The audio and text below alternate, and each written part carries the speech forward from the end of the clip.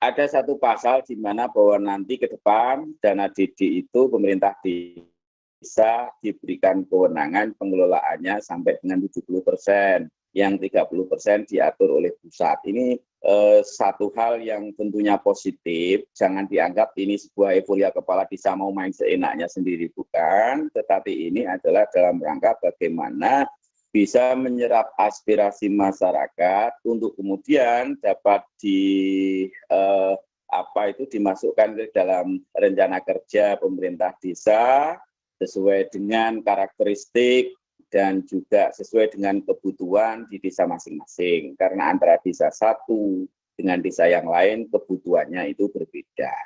Itu yang pertama. Yang kedua, tentunya kita juga sangat memberikan appreciate yang setinggi-tingginya kepada pemerintah dan DPR. Di sana juga ada satu pasal yang memberikan memberikan suatu kepastian hukum sekaligus harapan yang baik kepada desa-desa yang ada di kawasan hutan lindung, di mana nanti kado pembangunan itu setidaknya juga bisa dirasakan oleh masyarakatnya. Di situ yang sumber daya alam itu luar biasa, kekayaan yang luar biasa, pendapatan yang luar biasa, tapi terkadang di sekitarnya itu masyarakatnya masih miskin. Nanti ada satu klausul di sana yang bagian dari hasil tata kelola di hutan lindung itu nanti bisa dikembalikan kepada Pak. Itu yang kedua. Yang ketiga, tentunya terkait dengan yang kemarin diputuskan itu terkait dengan masa jabatan kepala desa sekaligus.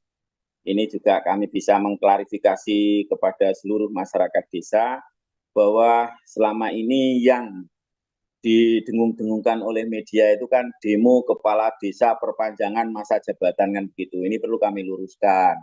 Itu hanya bagian kecil dari 25 pasal yang menjadi perubahan Undang-Undang Nomor 6 Tahun 2014 tentang desa, perubahan kedua. Itu bagian kecil saja. Masa jabatan itu tidak dalam rangka menambah, tidak dalam rangka memelihara, tidak dalam rangka melanggengkan kekuasaan, tidak, tetapi menjaga kondusivitas desa, kemudian menjamin kelangsungan bangunan, dan juga ada jaminan bahwa visi misi kepala desa itu kemudian bisa terimplementasikan di dalam program-program kerja jangka menengah maupun jangka panjang dan juga jangka pendek tentunya. 8 tahun itu angka yang menurut kami menjadi angka yang sangat moderat, karena kalau dilihat dari berbagai aspek, dari sisi sosiologis, faktor empirisnya, dan juga jurisprudensinya 8 tahun itu memang ada. Dulu pernah ada masa jabatan 8 tahun. Kemudian yang berikutnya lagi adalah terkait juga dengan hak-hak kepala desa dan perangkat desa, karena seiring dengan telah disahkannya undang-undang tentang cipta kerja itu ada yang juga mengikat kepada pemberi kerja. Pemberi kerja dalam hal ini kepala desa ini kan ada perangkat desa, ada lembaga desa. Nah, ini pemberi kerja itu kan di situ diwajibkan untuk memberikan jaminan berupa BPJS ketenagakerjaan. Itu juga di sana sudah ada masuk, dan ini tentunya kita syukuri.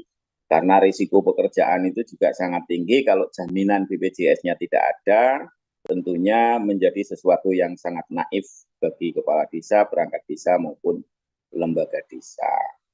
Kemudian tentunya lagi juga di situ sudah ada dijelaskan terkait dengan dana purna bakti, sekalipun tidak dalam bentuk pensiun. Kalau pensiun tentunya kita bertanya duit dari mana, bagaimana mekanismenya, berapa anggarannya, pasti panjang pertanyaannya. Tetapi sekedar kalau bahasa yang boleh saya sampaikan ada tali asih lah. Bukan pakaian yang habis dipakai kemudian dibuang begitu saja tanpa dicuci, tanpa disetrika. langsung dibuang di tempat sampah, tetapi setidaknya di situ ada tali AC, dan ini adalah wujud dari apresiasi dari pemerintah kepada para kepala desa maupun perangkat desa. Sekalipun dibandingkan dengan tentunya mereka yang PNS, mereka yang P3K maupun yang lain tentu sangat berbeda kalau dinilai dari sisi finansialnya, tetapi secara norma dan tentunya secara etika orang melepas sesuatu itu kan juga tentu ada etikanya, ada normanya, ada tata keramanya dan sebagainya.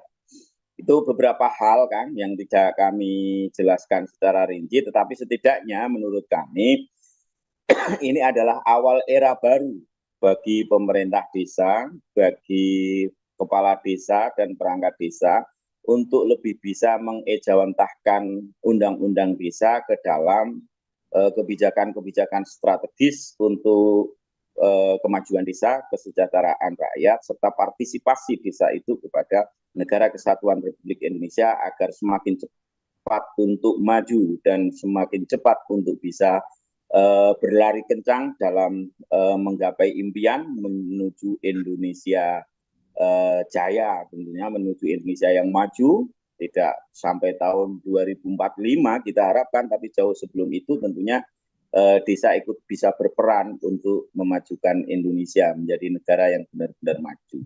Ini Kang Suryo sementara.